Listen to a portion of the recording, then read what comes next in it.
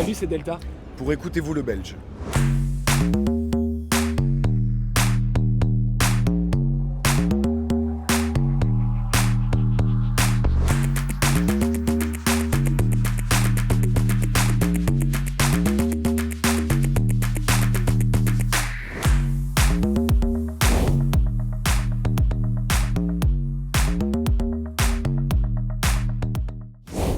Alors moi, c'était assez jeune.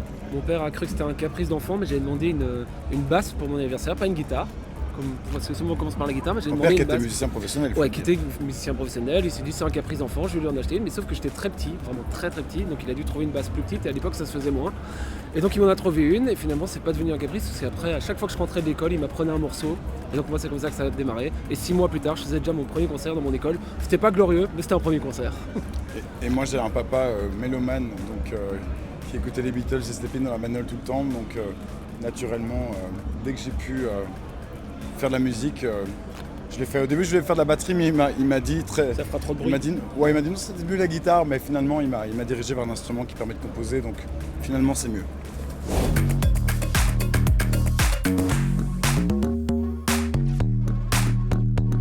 L'univers, alors je pense qu'on pourrait dire que c'est très pop, et nous c'est pas du tout quelque chose qu'on trouve négatif. Parfois les gens n'aiment pas trop cette appellation.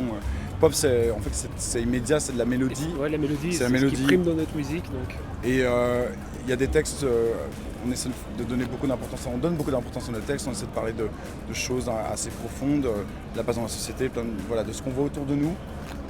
Et il y a un truc important, c'est que c'est très organique. Julien et moi, Ça part compose toujours d'une tout, guitare. guitare, piano.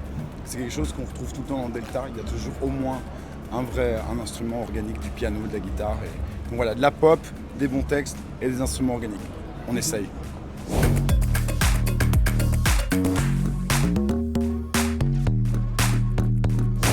Bah, c'est toujours un plaisir d'être sur scène, enfin voir la réaction des gens, parce que parfois on fait des morceaux, que ce soit dans notre chambre, puis qui arrivent au studio, et ceux qui passent le test se retrouvent sur l'album.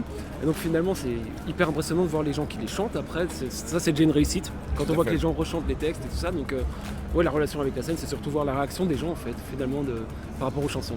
Et puis après les concerts, là on vient de passer quelques heures, une bonne heure à faire des dédicaces. Alors le retour des gens qui nous disent ah, c'était incroyable, etc. On a eu deux filles qui sont jumelles qui nous ont montré leur tatouage qu'elles se sont faites après notre chanson, notre ADN. Donc ça c'est les trucs où on se rend compte que nos chansons sur scène, et puis après ça on partage ça et on impact dans la vie des gens. Ça c'est assez magique. Ouais.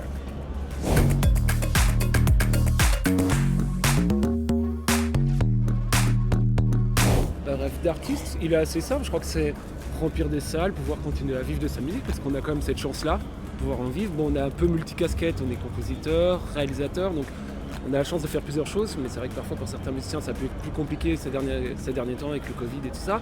Mais donc nous, notre rêve d'artiste c'est ça, je crois, pouvoir remplir des salles et continuer d'en vivre, tout simplement. Ouais, il n'y a pas vraiment de sky is the limit, mais on n'est pas non plus malade à l'idée de se dire on va absolument être richissime et avoir des yachts. Comme a dit Jules, on veut juste avoir la chance de continuer à faire notre passion comme métier.